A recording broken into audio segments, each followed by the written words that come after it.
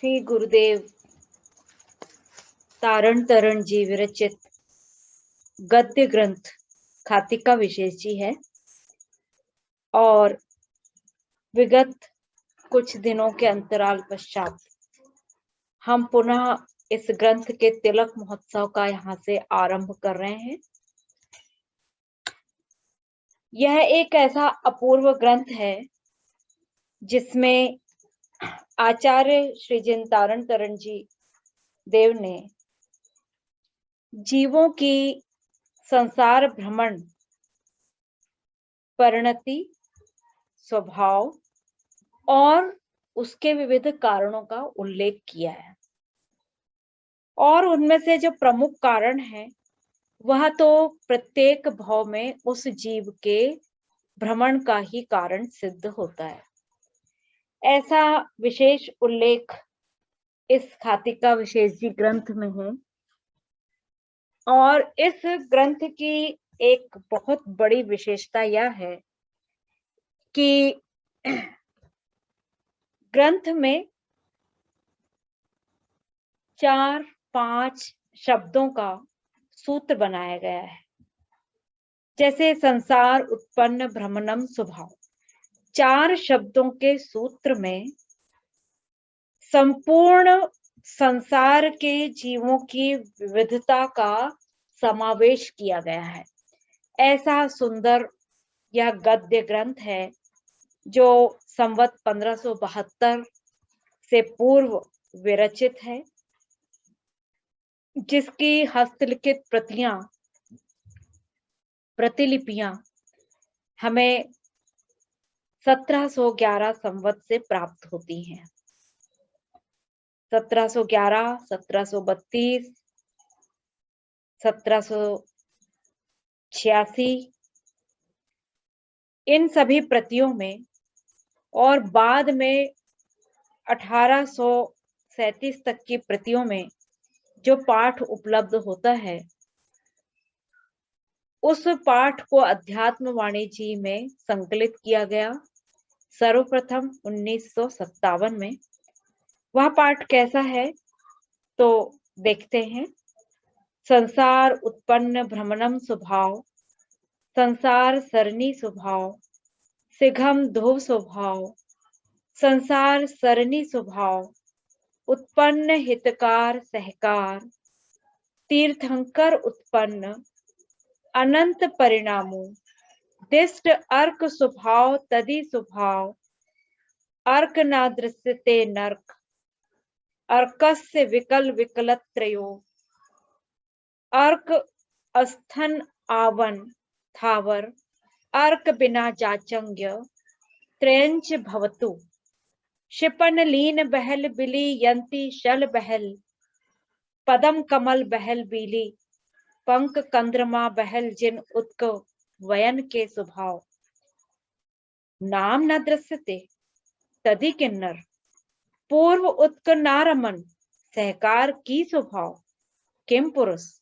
मेमुर तिहि तकार ना रमती, तदि महुर्ख, गम्य आगम्य जिन उत्क सहकार ना रमते, तदि गंधर्व, जिन उत्क जे शिपक नर रमती, तदि जस्य जिन रमन ना रमन तदि रशिस, अर्क बिना भुक्त तदि भुत, जिन प्रियो ना दृष्टे तदि पिशाच, अर्क बिना दीप्ति दृष्टि, स्वभाव कलि दीप्ति दृष्टि दृष्टे तदि देव, मन उत्पन्न तदि मनुआ, मन सहकार तदि मानस, मनुष्य पतित तदि मनुष्य गति, भ्रमण के विशेष, तीर्थ अर्थ न दृश्यते, भयभीत अर्क स्वभाव 3, तदि भय 7, भो अर्थ उत्पन्न भो, झड़प भो, काय भो, तदि स्वभाव भयभीत, ऊंच नीच दृश्यते, नीच निगोद शाडो दृश्यते, नीच निगोद शाडो दृश्यते, संसार स्थान 3, मन भोग भो, वचन भो, दर्श भो, षोडो दर्शम यंती पद लोपनम, तदि पल उत्पन्नम, शाडो स्वभाव शातिका, पद लोपनम पलु कथ्यते उत्पन्न भय रमन अम नैन गाडरा प्रभा तदि स्वभाव उत्तर भूमि के गाडर के रोम कतरनी कतर पलु प्रामाण भरतम पद न दर्शते पलु कोडा कोडी शेष तदि सागर दर्श कोडा कोडी 10 तदि काल 6 सर्पनी हुंडा तूनो भय तदि सहकार जो श्री न दृश्यते मिथ्यात सहकार तदि पिशाच तदि जोइनी जब जश्य दीप्ति अर्क बिना मानस 6 राजू उत्पन्न न दृश्य राजू नो भय 7 रंज न दृश्य स्वभाव उत्पन्न रंज हितकार रंजू सहकार रंजू विन्यन रंजू जिन रंजू रंज न दृश्य 14 उत्पन्न दृश्य तीर्थ सहकार सुयम तत्काल रमन तदि रंजना दृश्य राजू 343 रमनी तदि संसार जीव अनंत भ्रमणम स्वभाव। शेष प्रकरण तिलक के साथ। और अब हम देखते हैं कि ये जो अर्क बिना मानस है, इसकी व्याख्या हम कर आए थे और इसकी व्याख्या में हमने बहुत ही सर्वोत्तम रीति से 11 प्रतिमाओं का स्वरूप देखा गुण स्थानों के क्रम में। और उन गुण स्थानों के क्रम में आज हम देखते हैं 6वां गुण स्थान प्रमत्त विरत गुण स्थान, जिसमें परिणाम और निमित्त की व्याख्या करते हैं कि परिणाम तो होते हैं पूर्ण संयम भाव के और प्रमाद की उत्पत्ति होती है। निमित्त बनता है 3 कषाय चौकड़ी का अनुदय और संजलन और 9 कषाय का तीव्र उदय। यहाँ गाथा दी गई है गोमट सारजी की वत्ता वत्त पमादे जो वसई पमत्त संजदो होदी सैल गुणशील कलियो महवई चित्त लायरणो। यानी जो महावृत्ति संपूर्ण 28 मूल गुण और शील के भेदों से युक्त होता हुआ भी व्यक्त एवं अव्यक्त दोनों प्रकार के प्रमादों को करता है, वह प्रमत्त संयत गुणस्थान वाला है, अतएव वह चित्रल आचरण वाला माना गया है। कैसा होता है चित्रल आचरण? तो उसमें प्रमाद भी है और प्रमाद से विरति भी है, दोनों चीजें हमें दिखाई देती हैं। ऐसे ही पुरुष को यहाँ पर अर्क बिना मानस 6 कहा गया है और जिन प्रमादों में वो डूबा रहता है वो प्रमाद क्या है? अच्छे कार्यों के करने में आदर भाव का ना होना या प्रमाद। जैसे पानी छानना, हमें पता है कि उससे जीवों की अहिंसा होती है, मतलब हिंसा नहीं होती, फिर भी प्रमाद आ जाता है। कौन छाने, या अभी तो छाना है या सुबह ही तो छाना। तो इस तरह से जो प्रमाद भाव होता है, उस प्रमाद भाव के कारण वह क्या होता है? विरत हो जाता है जीव। तो ये 15 प्रमाद कौन से हैं? 4 विकथाएं, यानी सारे व्रत नियम संयम करने के उपरांत भी क्या है मन में भाव? स्त्री कथा करने लग जाते हैं, भोजन की कथाओं में रुचि हो जाती है, राष्ट्र की कथाएं, न्यूज पढ़ने लग जाते हैं, समाचार पढ़ने लगते हैं, उनमें अपनी सम्मतियां देने लगते हैं। चोर कथा मतलब विविध तरह के व्यापार आदि करना और उसमें किस तरह से लाभ कमाना और कौन से कार्य करेंगे तो उसमें लाभ प्राप्त होगा, ऐसे निर्देश देना, मार्गदर्शन देना, ये सारी 4 कथाएं। और भी इसमें अनेक सूक्ष्म विषय हम ले सकते हैं। ऐसे ही 4 कषाय हैं, तो उन कषायों पर अपना वश नहीं चल रहा है। क्रोध मान माया लोभ, पता है कि हमें क्रोध नहीं करना चाहिए, क्रोध से कषाय बनती है, कर्म बंद होता है, फिर भी क्रोध किए जा रहे हैं। मान, छोटी छोटी सी बातों का मान, तपस्या का मान। मायाचारी, कि हमसे ज्यादा कोई श्रेष्ठ तपस्याचारी ना बन जाए, ऐसी माया करते हैं। संघ में कोई ऊपर ना आ जाए, ऐसी माया करते हैं। और लोभ, जरा जरा सी बातों का लोभ, कि मैं ये कर लूं, मैं वो कर लूं, मैं ऐसा उपदेश कर दूं, ऐसे लोभ आ जाते हैं। प्रमाद, 5 इंद्रियों के अनुसार जो क्रियाएं होती हैं उसमें प्रमाद भाव रहता है, स्पर्शन का प्रमाद। रसना का प्रमाद, यानी जो अपनी परिमित संख्यान जो रस होते हैं उनमें भी विशेष विशेष रसों का लोभ करने लग जाते हैं। तो ऐसे रसना संबंधी है, घ्राण संबंधी, चक्षु और कर्ण संबंधी जो प्रमाद होते हैं, इन सब में रुचिवंत होता है, उसमें रत रहता है। निद्रा, निद्रा तो रहेगी भाई, तो लेकिन निद्रा में भी वो अच्छा मानता है उसको, और मालूम है कि ये समय स्वाध्याय का है, सामायिक का है, फिर भी निद्रावश वो नहीं कर पाता, जागृत नहीं हो पाता, तो प्रमाद रहता है वो। निद्रा तो प्रमाद ही होती है। और स्नेह, कैसा स्नेह? वात्सल्य, समाज के प्रति वात्सल्य, धर्म के प्रति वात्सल्य, और भी अनेक वात्सल्य के प्रकार है स्नेह के। ये सब प्रमाद की श्रेणियों में आते हैं। इन 15 प्रमादों के भी अलग भेद हैं। अब यहाँ कहा विकथा, यानी जो संयम विरुद्ध कथा है उसको विकथा कहा जाता है। कषाय, जो संयम गुण को खाते हैं उसे कषाय कहते हैं। और इंद्रिय विषय क्या है? जो संयम विरोधी इंद्रियों की विषय प्रवृत्ति है उसको इंद्रिय कहते हैं। यहाँ इंद्रिय तो है ही, लेकिन इंद्रिय विषयों की मुख्यता है।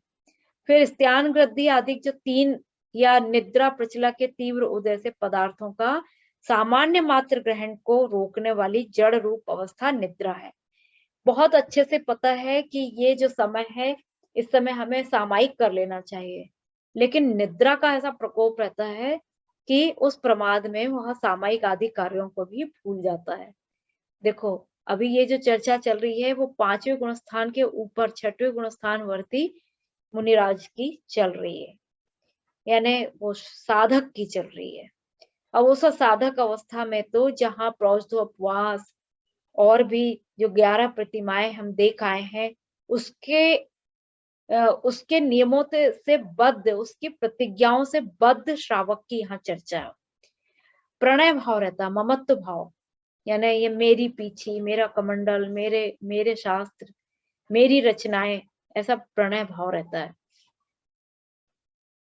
अब जो अगला गुणस्थान हम कहते हैं, अभी प्रमत्त विरत गुणस्थान में तो और भी विशेष उल्लेख है इसके कि जो प्रमत्त विरत गुणस्थान वर्ती जीव होते हैं वो 6वें गुणस्थान में भावलंगी मुनिराज अप्रमत्त संयत से आते हैं, और प्रत्येक अंतर्मुख में केवल, लेकिन जब जब 6वें में आते हैं तो शीघ्र ही 7वें यानी अप्रमत्त संयत दशा में ही जाने का बुद्धिपूर्वक पुरुषार्थ करते हैं।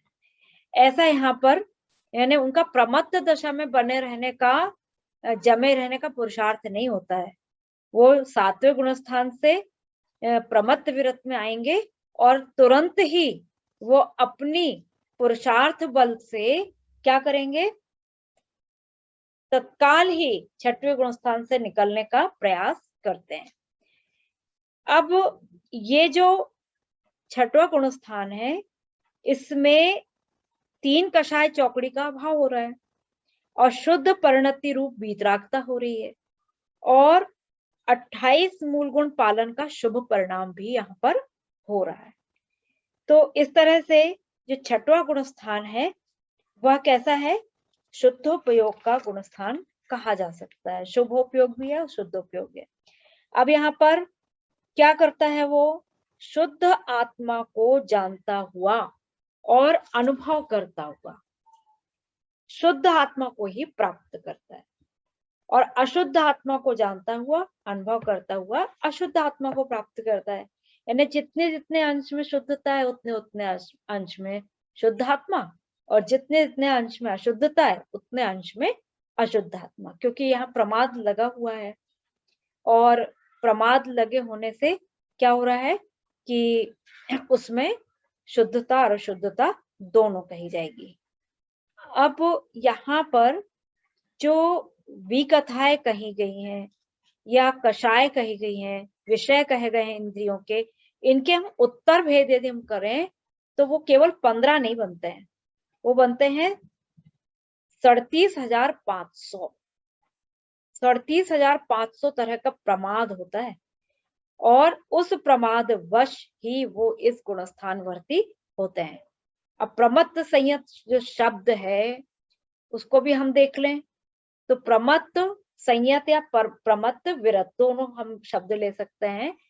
तो प्रमत्त धन संयत, प्र यानी होता है प्रकृष्ट, मत्त यानी मदयुक्त यानी असावधान, और संयत यानी संयम।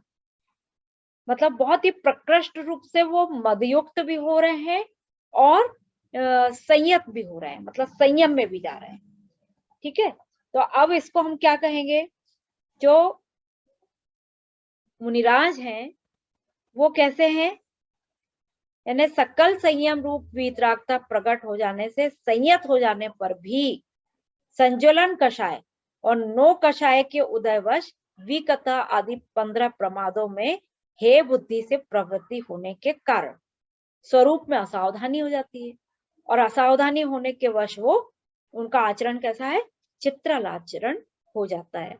तो ऐसा चित्रल आचरण करने वाला अर्क बिना मानस 6, यहाँ जो 6 शब्द है वो 6वें गुणस्थानवर्ती श्रावक के लिए कहा गया है, साधक के लिए कहा गया है। क्यों कहा है ये 6वें गुणस्थान का, यानी उन्होंने सीधा तारण स्वामी ने सीधा अर्क बिना मानस 6 कहा।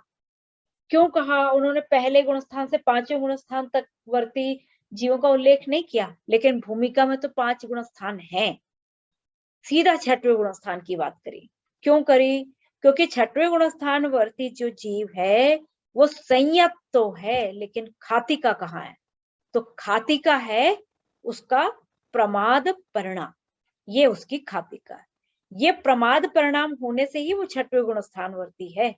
यदि ये प्रमाद परिणाम ना हो और संयम हो तो उसका गुणस्थान 6वां नहीं रहेगा।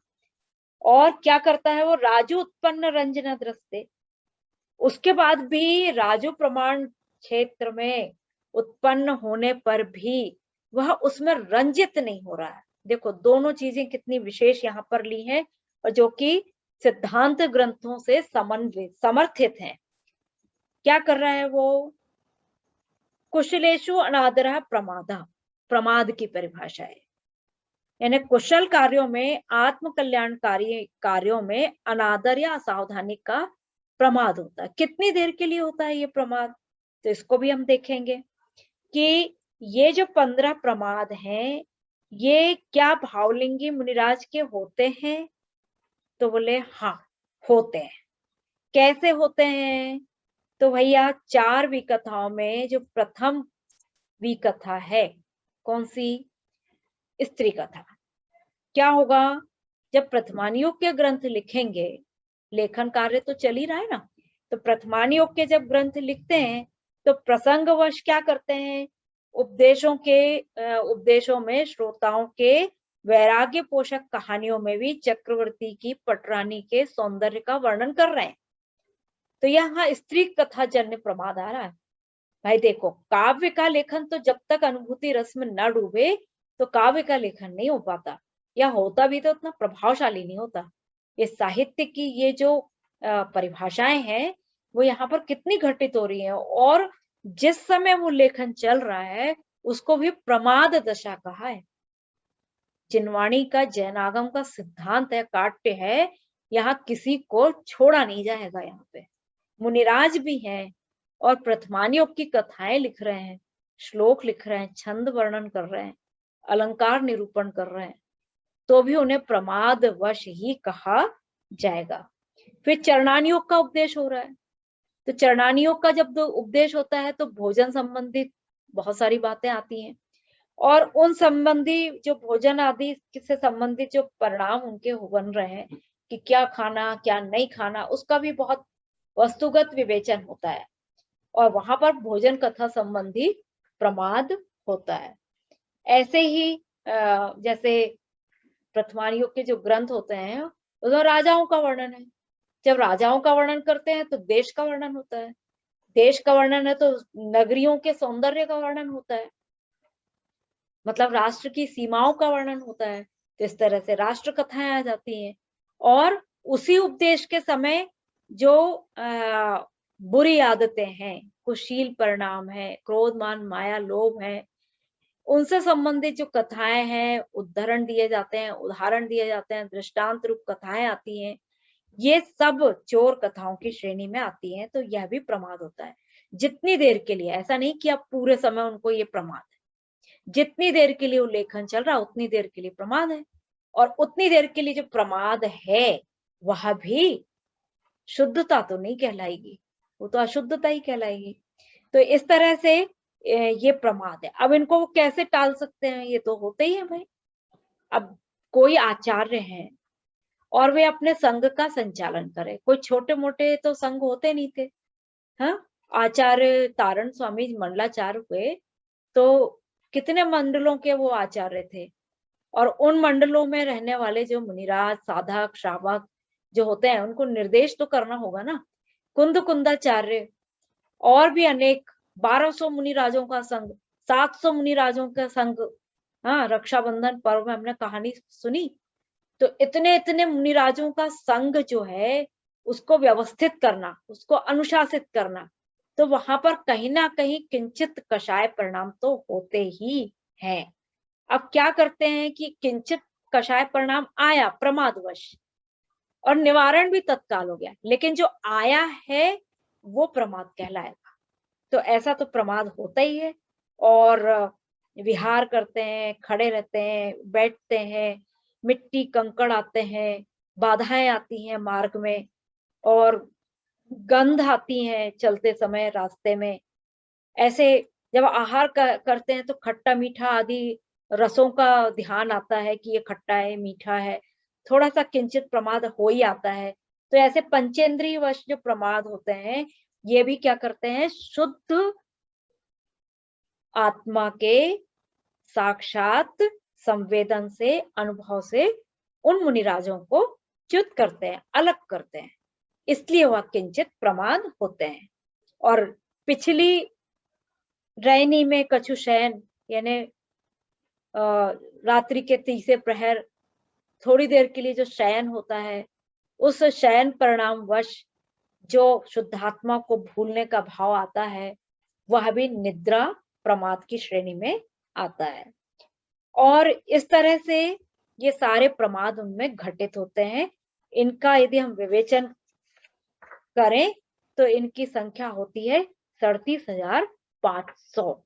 ऐसे 37,500 प्रमाद होने के कारण वे मुनिराज जो शुद्धात्मा से पगे हुए हैं, वे मुनिराज इन प्रमादों के वश क्या कर रहे हैं, अपने गुणस्थान से गिर रहे हैं। गिर रहे हैं मतलब गिरकर ही तो इस गुणस्थान में आए, छठवें गुणस्थान में। तो छठवें गुणस्थान में पांचवें गुणस्थान से नहीं आते। पांचवें गुणस्थान में तो पुरुषार्थ की इतनी तीव्रता हो जाती है कि सीधे सातवें गुणस्थान में पहुंच जाएंगे, लेकिन वहां किंचित प्रमाद होने से वापस छठवें में। ऐसा अनेक बार होता है कि छठवें से सातवें में, सातवें से छठवें में अनेक बार झूलते हैं। कैसे झूलते हैं कि जैसे प्रमाद आया तो छठवें में आ गए, और प्रमाद को सावधानी वश उससे हटे तो सातवें गुणस्थान में चले गए, फिर अपनी लीनता में पक गए, बैठ गए, ध्यानस्थ हो गए, तो वापस सातवें गुणस्थान में चले गए। फिर जैसे ही प्रमाद आ गया, कोई विकल्प आ गया, परिणाम बन गए, तो प्रमाद वश छठवें में आ गए। तो इस तरह से झूलना उनका छठवें सातवें में होता रहता है। और इसका जो उत्कृष्ट काल होता है इस गुणस्थान का, वह मात्र एक अंतर्मुहूर्त होता है। इससे अधिक तो कोई भी प्रमत्त संयत गुणस्थान में नहीं रह सकते, कोई भी मुनिराज। और छठवें के अंतर्मुहूर्त काल पूर्ण होते ही तत्काल अप्रमत्त संयत यानी शुद्धोपयोग रूप दशा में गमन नहीं होता है। तो क्या करेंगे वो, यदि वहां गमन नहीं हुआ तो कहाँ चले जाएंगे, नीचे के पांचवें आदि गुणस्थानों में किसी में चले जाते हैं वो। यदि ऊपर नहीं जा रहे हैं तो नीचे ही जाएंगे। हाँ, इसमें नहीं रह सकते, छठवें गुणस्थान में ज्यादा देर नहीं रह सकते, मतलब एक अंतर मुहूर्त ही यहाँ पर रह सकते हैं। तो इस तरह से ये प्रमत्त विरक्त गुणस्थान छठवां गुणस्थान हुआ। अब जो अप्रमत्त विरक्त गुणस्थान है वो कैसा है, तो अप्रमत्त गुणस्थान में क्या कर रहे हैं, परिणाम कैसे हैं, प्रमाद का अभाव हो गया, और सकल संयम युक्त मुनि हो गए। 28 मूल गुण का पालन तो छठे गुण स्थान में भी हो रहा है, लेकिन यहाँ सकल संयम है। और निमित्त क्या बन रहा है? संजलन और 9 कषाय का मंद उदय होने से प्रमाद का अभाव हो रहा है, और 3 कषाय चौकड़ी का अनुदय होने से सकल संयम युक्त मुनि होते हैं। क्या कहा यहाँ पे गाथा में कि जिस संयत के संपूर्ण व्यक्त अव्यक्त प्रमाद नष्ट हो चुके हैं, 37,500 नष्ट हो चुके हैं, जो समग्र ही महाव्रत 28 मूल गुण तथा शील से युक्त हैं। शील के भी कितने सारे लक्षण हैं, इन सबके सहज ही प्रकटपना होता है। शरीर और आत्मा के भेद ज्ञान में तथा मोक्ष के कारण भूत धर्म ध्यान में निरंतर लीन रहते हैं। यानी क्या करेंगे? हर समय आत्मा आत्मा आत्मा कैसी है, आत्मा स्वरूप क्या है, यही नहीं करते हैं, भेद ज्ञान करते हैं।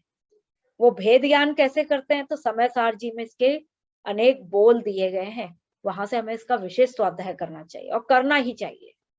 कैसे अलग करेंगे कि मैं चक्षु से कैसे अलग हूँ, चक्षु के विषयों से कैसे अलग हूँ, पुद्गल से कैसे अलग हूँ। ऐसा बहुत सुंदर वहां पे बोलों के माध्यम से भेद ज्ञान कराने का निरूपण किया गया, हमको विशेष रूप से पढ़ना चाहिए वहां। ऐसा अप्रमत्त मुनि जब तक उपशमक या छपक श्रेणी का आरोहण नहीं करता, तब तक उसको स्वस्थान अप्रमत्त अथवा निरतिशय अप्रमत्त। अब इस गुणस्थान के 2 भेद किए हैं, है ना। पहले तो हम इसके और स्वरूप को देखते हैं। क्या हुआ इस गुणस्थान में कि संज्वलन कषाय और 9 कषाय के मंद उदय में, और उसी समय प्रमाद रहित अवस्था, और उसी समय वीतराग दशा होने से कैसे हो जाते हैं? वो अप्रमत्त हो जाते हैं। और विरत तो वो पहले से ही है, संयमित तो वो पहले से ही है, लेकिन यहाँ अप्रमत्त भी हो गए। अब इसमें क्या हुआ कि जो संज्वलन देशघाती कषाय कर्म और हास्य आदि जो 9 कषाय कर्म है, उनका मंद उदय हो रहा है, जो मुनिराज को प्रमाद भाव उत्पन्न करने में समर्थ नहीं है। भाई देखिए, प्रमाद कब उत्पन्न होता है? जब 9 कषाय का उदय होता है। हास्य का उदय होगा तो प्रमाद आएगा। किसी भी बात में हंसी आ जाती है फिर तो। देखो, कभी भी आप देखेंगे कि बैठे बैठे अचानक हंसी आ जाती है, कभी कभी बैठे बैठे अचानक रोना आ जाता है? हास्य, रति अरति, बैठे बैठे किसी के प्रति हमें स्नेह भाव आ जाता है, बैठे बैठे किसी के प्रति घृणा भी होने लगती है। क्यों होता है ये सब? तो ये सब 9 कषाय के उदय के वश होता है। और जब इनका उदय नहीं रहेगा, मंद उदय रहेगा, तो अपने आप ही प्रमाद नहीं रहेंगे। तो दोनों का एक दूसरे से क्या है, एक सिक्के के 2 पहलू हैं। इधर 9 कषाय का मंद उदय हुआ और इधर प्रमाद का भाव हुआ, और 9 कषाय का उदय हुआ और प्रमाद सहज में जाता है। कई बार ऐसा होता है कि स्वाध्याय मत करो, टीवी देखो। क्यों हुआ? कषाय का उदय परिणाम, जानते हुए कि नहीं आधे घंटे तो करना है, नहीं, लेकिन उसमें भी मन नहीं लगता, करने बैठ भी जाए तो मन नहीं लगेगा। तो ये सब क्या है? कषायों के उदय का हम अन्वेषण कर सकते हैं यहाँ पे। अब क्या करेंगे? आत्मा में अबुद्धि पूर्वक विभाव परिणाम का अस्तित्व बना रहता है, और इन परिणामों के निमित्त से हीन स्थिति अनुभाव वाला नया कर्म भी नियम से होता है। मतलब यहाँ कर्म बंध रुका नहीं है, कर्म बंध हो रहा है यहाँ पे, लेकिन कैसी स्थिति है उसकी? प्रबल स्थिति नहीं होगी, हीन स्थिति होगी। और हीन स्थिति है इसलिए तो संज्वलन कषाय।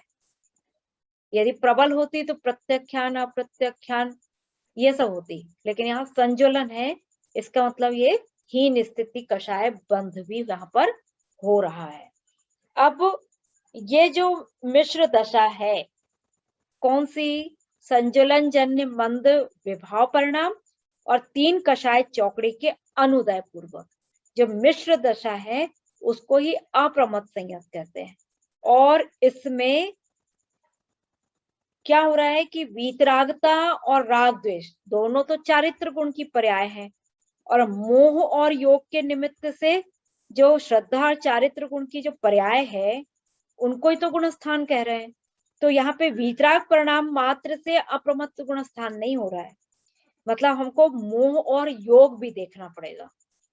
तो जो 7वां गुण स्थान है उसमें केवल वीतराग परिणामों के धारक नहीं होते हैं, उसमें अबुद्धि पूर्वक जो मंद राग द्वेष परिणाम है वह भी धारावाही क्रम से चलता रहता है। मतलब जैसे कहते हैं ना वो सुषुप्त गंगा, ऐसे वो परिणाम चलते रहते हैं, लेकिन वो बुद्धि पूर्वक नहीं होते हैं, अबुद्धि पूर्वक होते हैं। इसलिए यहाँ पर हम उनका विशेष नहीं मानते, यानी वो अप्रमत्त है लेकिन विरत ही कहलाते हैं। अब इसके स्वास्थान और सातिशय अप्रमत्त है, यानी निरतिशय। स्वस्थान और निरतिशय, स्वातिशय और निरतिशय, ऐसा भी दो कह सकते हैं। क्या होगा निरतिशय यानी स्वस्थान यानी निरतिशय? तो क्या होगा स्वस्थान निरतिशय? यानी जो सर्व प्रमाद नाशक व्रत गुणशील से सहित और अनुपशमक या अछपक, अब ये उपशमक और छपक दो नाम आ रहे हैं। तो भाई देखो ये दो श्रेणियां होती है, एक होती है उपशम श्रेणी जिसमें कषायों का मंद उदय होता है, और एक होती है छपक श्रेणी जिसमें क्षय होता है। क्षय यानी पूरी तरह से खत्म हो जाना, और उपशम यानी धीरे से नीचे बैठ जाना, मतलब वो है तो सत्ता में लेकिन अपना प्रभाव नहीं दिखा रही, उसको कहते हैं उपशम। और जो सत्ता में भी नहीं है और प्रभाव नहीं दिखा रही उसको कहते हैं छपक। तो क्या हो रहा है कि व्रत गुणशील के जो नियम है वो तो हमने देखे 11 प्रतिमाओं में, तो वो सारे आ गए। अब वो सब हैं, और प्रमाद भी जिनके कैसे हो रहे हैं, अभाव को प्राप्त हो रहे हैं। तो ऐसे या तो कषायों का उपशम हो जाएगा या छपन हो जाएगा। और ऐसी जो मुनि दशा है उसमें जो लीन है मुनि, आत्मा में लीन, वो कहलाते हैं स्वस्थान अप्रमत्त, यानी निरतिशय हो जाते हैं। और ये जो मुनिराज होते हैं स्वातिशय वाले, ये कैसे होते हैं, नियम से 6वें गुण स्थान में जाते हैं और फिर उठकर कहाँ जाते हैं, फिर से 7वें गुण स्थान में आ जाते हैं। ऐसे भावलिंगिनी मुनिराज जो है 7वें 6वें 7वें गुण स्थान में लगातार गमन आगमन करते रहते हैं, और ऐसे मुनिराजों को स्वस्थान अप्रमत्त कहा जाता है। अब जो सातिशय अप्रमत्त हैं वो कैसे होते हैं, तो उनमें चारित्र मोहनी कर्म की जो 21 प्रकृतियां हैं, अप्रत्यक्षानावरण की 4, मतलब अप्रत्यक्षानावरण क्रोध मान माया लोभ, ऐसी 4, और प्रत्यक्षानावरण क्रोध मान माया लोभ, और संज्वलन क्रोध मान माया लोभ, और हास्य आदि 9 कहे, मतलब 4 दूनी 8 4 तिया 12 और 9, ऐसी 21 प्रकृतियां जो होती हैं उनका उपशम और क्षय में जो निमित्त है अधः करण, ऐसे 3 करणों में से प्रथम अधः प्रवृत्त करण की जो दशा होती है वह सातिशय अप्रमत्त संयत गुणस्थान कहलाती है। मतलब सातिशय हो जाएगा, यहाँ निरतिशय दिया वहां सातिशय, मतलब अतिशय हो गया। ये कैसा अतिशय हो गया भाई, तो यहाँ 21 प्रकृतियों का या तो उपशम हो गया है या फिर उसका क्षय हो रहा है। फिर दूसरा हम कह सकते हैं कि जिस अप्रमत्त संयत गुण स्थान से विशेष पुरुषार्थी, मतलब पुरुषार्थ इतना प्रबल है कि वो नियम से 6वें के नीचे जाते ही नहीं है, जाएंगे ही नहीं। अभी इसके पहले कहा था ना कि 6वें से यदि नीचे जाएंगे तो 5वें, चौथे और दूसरे और पहले में भी चले जाते हैं। लेकिन यहाँ पर कह रहे हैं कि जो सातिशय अप्रमत्त मुनिराज होते हैं वो कैसे होते हैं, वो 6वें के नीचे जाते ही नहीं हैं। और क्यों होते हैं, क्योंकि 3 करण उनके हो रहे। अब फिर ये जो पुरुषार्थी मुनिराज हैं ये क्या करेंगे, ये ऊपर जाएंगे। तो ऊपर कहाँ जाते हैं, तो ऊपर जाते हैं अपूर्व करण गुण स्थान में जाएंगे। अपूर्व करण गुण स्थान में जाने का विशेष पुरुषार्थ इन मुनिराजों का होता है। इसको कहते हैं श्रेणी पर आरूढ़ होना या श्रेणी चढ़ना। तो श्रेणी तो 8वें अपूर्वकरण गुण स्थान से प्रारंभ होती है, तथापि उसकी जो तैयारी है वो कहाँ हो रही है, उसकी तैयारी यहाँ हो रही है। ऐसा नहीं होता कि अब वो जैसे ही वहां पहुंचे तो अब ऊपर की तैयारी के लिए छपक श्रेणी मारेंगे, नहीं, उसकी तैयारी तो करना पड़ेगी ना। गुणस्थानों के क्रम में सबसे शुरू में अपन ने यही बात कही कि हर चीज के लिए हमको किसानों की तरह भूमि तैयार करनी है ना। जैसे 11 प्रतिमाएं जो हैं वो तो भूमि तैयार कर ली अगले गुणस्थानों की, ऐसे ही यहाँ पर क्या करेंगे, 7वें गुणस्थान में वे जो सातिशय अप्रमत्त विरत मुनिराज हैं वो छपक श्रेणी मारने की तैयारी कर रहे हैं यहाँ पर। तो इस तरह से वो क्या होती है, यहाँ पे आत्म आनंद की प्रचुरता होती है। और उसके बाद भी क्या कर रहे हैं, वो उपदेश तो दे ही रहे हैं, जिनागम की रचना कर रहे हैं, फिर दीक्षा भी दे रहे हैं, श्रावकों को मुनि दीक्षा दे रहे हैं, उनको आचार नियम आदि सिखा रहे हैं, सिखाने का काम कर रहे हैं। तो वो तो प्रमाद दशा है, लेकिन यहाँ पर सावधानी पूर्वक वो कार्य होता है। यहाँ भी हो रहा है लेकिन सावधानी पूर्वक होता है। तो ऐसा उत्तम ये पद होता है जहां पर असावधानता नहीं होती, असावधानी नहीं होती। यानी प्रमत्त विरत में तो असावधानी है, लेकिन अप्रमत्त विरत में अब असावधानी यहाँ पर नहीं है। तो इस तरह ऐसे जो साधु होते हैं उन्हें, उनके लिए एक पंक्ति यहाँ पर आती है जिनागम में, और वो पंक्ति होती है, साधु हुआ तो सिद्ध हुआ, करनी रही न कोई। मतलब ऐसे यदि कोई साधु हो गए तो वो कैसे हो गए, मतलब वो सिद्ध के समान हो गए। मतलब उनकी जो अंतरंग दशा है सातिशय मुनिराजों की, वो कैसी है, वो सिद्ध दशा के समरूप ही है। और यहाँ पर ही कहते हैं सिद्ध समान सदा पद मेरो। इस गुणस्थान में आकर ही कोई ये कहने का अधिकारी है कि सिद्ध समान सदा पद मेरो। भाई कोई मिथ्यात्व गुण स्थान पर है हम और आप, तो हम ये नहीं कह सकते कि सिद्ध समान सदा पद मेरो। भाई देखो, गुणों की दृष्टि से, द्रव्य की दृष्टि से तो है, लेकिन पर्याय की दृष्टि से तो अभी हम मिथ्यात्व गुण स्थान में हैं।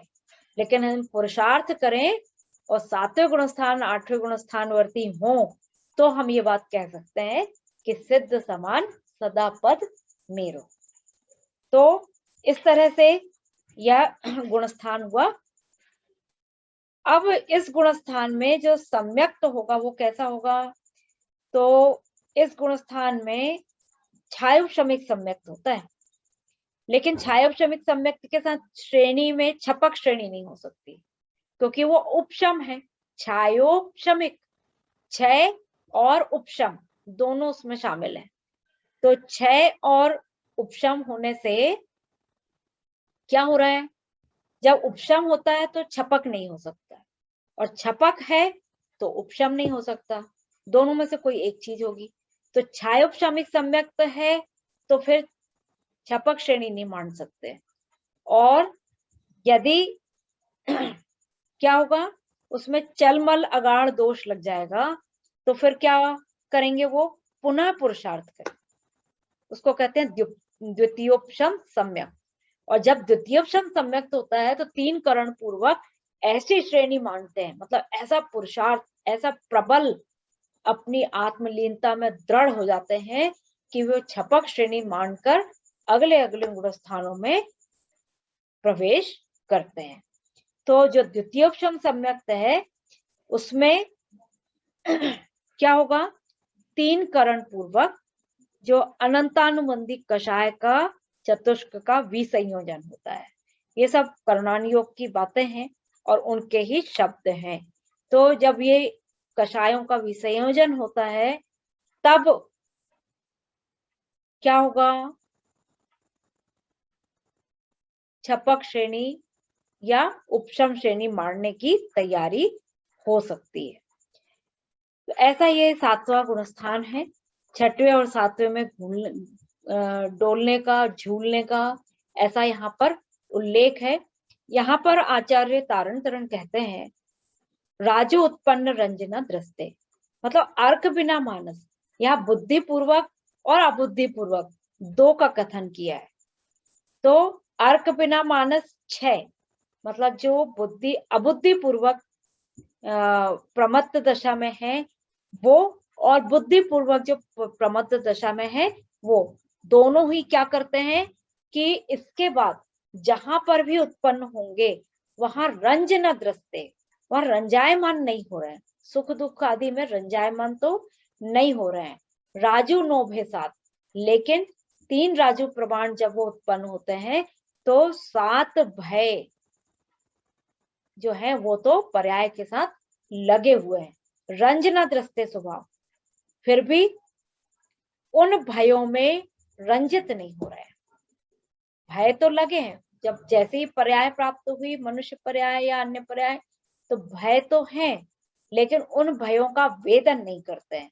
उत्पन्न रज हितकार रंजु, और जो हितकार है मतलब अपनी स्वरूप के प्रति जो आत्मलीनता है, शुद्धात्म दशा है, उसमें ही रंजायमान होते हैं। सहकार रंजु, और उसका ही सहकार करते हैं, उसमें भी लीन रहने का पुरुषार्थ करते हैं। ने प्रमत्त दशा में आए और जैसे ही लगा कि अरे ओ ये मैं क्या कर रहा हूं, हाँ, आचार्यों ने प्रथमानियों के ग्रंथ रचना करते समय खूब वर्णन कर लिया। 4 छंद लिख दिए, 6 छंद लिख दिए, हाँ, चक्रवर्ती के वैभव के सौंदर्य का वर्णन करते हुए थके नहीं, और जैसे ही थके तो तुरंत संभल गए, अरे ये मैं क्या कर रहा हूं, और जैसे ही संभले वैसे ही आत्म स्वरूप में डुबकी लगाते हैं, और जब डुबकी लगाते हैं तो उसका ही सहकार करेंगे, उसमें रंजायमान हो जाते हैं कि अरे मैं कहाँ रंजायमान हूं, मैं चक्रवर्ती के देश आदि की सौंदर्य में रंजायमान हूं। और वैसे ही वो प्रमाद दशा से निकल के छूट के तत्काल अपने स्वरूप में डुबकी मारते हैं, उसमें रंजित होते हैं, विनयन रंजू, भेद ज्ञान करते हैं, और जिन रंजू अपने जिन स्वरूप में रंजायमान होते हैं, रंजना दृष्टे रंज। और ऐसे जो 14 स्थान है, मोह और योग की अवस्था के 14 स्थान, उन सब में वो प्राप्त पर्याय में वर्तमान दशा में रंजित नहीं होते। अब ऐसा क्यों कहा कि वर्तमान पर्याय में रंजित नहीं हो रहे हैं? इसका मतलब ये है कि उस प्राप्त पर्याय में उन मुनिराजों के तपस्चरण के फलीभूत अनेक रिद्धियां सिद्धियां होने वाली हैं, अनेक रिद्धियां सिद्ध है। अभी लोक में भी देखिए आप, थोड़ा सा कोई एकाग्र हो जाए तो उसकी कोई एक शक्ति प्रबल हो जाती है, या तो देखने की, या तो सोचने की, या समझने की, कोई भी शक्ति प्रबल हो जाए, मतलब वो रिद्धि मिल जाएगी, उसको रिद्धि जैसी मिल जाएगी, ऐसा हो जाता है, लोक में हो जाता है ऐसा, हाँ। लेकिन यहाँ कह रहे हैं कि जो तपस्चरण कर रहे हैं इतना, हाँ, पूरे समय 9 घंटे का सामायिक आया था ना, और प्रोषधोपवास की भी चर्चा आई थी, कैसे अपने आप में लीन रहते हैं, पूरे समय भेद ज्ञान करते हैं, और ऐसे एकाग्र जब होते हैं तो प्राप्त पर्याय में अनेक रिद्धियां सिद्धियां फलीभूत होती हैं। बहुत सारी इसमें कथाएं हमारे साथ जुड़ी हैं, तो उसमें रंजित नहीं हो रहे, लेकिन उस प्राप्त पर्याय में जो खातिका विशेष जी ग्रंथ की ये विशेषता है कि उन्होंने जो पहला सूत्र रखा है वहां पर ही कह दिया था कि वो प्राप्त पर्याय में लीन हो जा रहा है, लीन बहल बिली, इतना डूब जा रहा है उसमें, वही उसकी खातिका है, वही ऐसा गड्ढा है जिसके कारण वह मोक्ष मार्ग पर नहीं चल पा रहा। और यहाँ पर उसी खातिका को क्या कहा कि वे ऐसी खातिकाओं को पार करने वाले हैं। 14 उत्पन्न दृष्टे, और ऐसे 14वें गुण स्थान तक अनेक रिद्धियों धारी रिद्धि अतिशय के धारी होने पर भी उनमें रंजायमान नहीं होते, क्योंकि वो उनको पता है कि ये तो पर्यायगत है, ये अतिशय, हाँ, आत्मगत अतिशय तो सिद्ध अवस्था ही है, ऐसा उन्हें दृढ़ निश्चय होता है। तीर्थ सहकार स्वयं तत्काल रमन, और तत्काल ही क्या करते हैं, फिर से रत्नत्रय का सहकार करते हैं। स्वयं, स्वयं से, स्वयं को, स्वयं के लिए, अन्य कोई नहीं, यहाँ परद्रव्य का तो काम ही नहीं है यहाँ पे। तदि रंजना दृष्टे, और इसलिए किसी भी प्रमाद में अब उनका रंजायमानपना नहीं होता। अब किसकी बात कर रहे हैं ये, भाई हमने गुणस्थानों का जो स्वरूप देखा है उसमें तो ये बात आई कि वो जैसे ही प्रमत्त दशा में आए तो छठवें गुणस्थान में आ गए, और यदि असावधान हुए तो नीचे के गुणस्थान में चले गए। लेकिन यहाँ कह रहे हैं तीर्थ सहकार स्वयं तत्काल रमन तदि रंजना दृष्टे, इसका मतलब कौन सा गुणस्थान है, तो आइए इसका पता लगाएंगे और अगले क्रम में हम इसको विशेष रूप से देखेंगे। 7 तारीख तक हमारे इस ग्रंथ के तिलक का महोत्सव है, और ये जो तिलक है वास्तव में हमारे जीवन को तिलक की ओर ले जाने वाला है। ऐसा अपूर्व अपूर्व है खातिका विशेष जी ग्रंथ, जिसकी एक एक पंक्ति, एक एक शब्द में जैनागम भरा हुआ है। जिनेंद्रों की ये अपूर्व वाणी, जिसको समझना हम सबका कर्तव्य है। एक बार समझ तो लें, समझने के उपरांत तो हमारे आचरण में उतरेगी ही निश्चित। ऐसी भावना के साथ आज की इस कथा को हम यहीं पर विराम देते हैं। अगले क्रम के लिए हम देखेंगे राजू 343 रमणी तदि संसार जीव अनंत भ्रमणम भ्रमणम स्वभाव, ऐसा क्यों कहा गया। तो इसका विशेष निरूपण करने के पहले हम आज के लिए जिनवाणी वंदना करते हैं। जिनवाणी के ज्ञान से सूझे लोकालो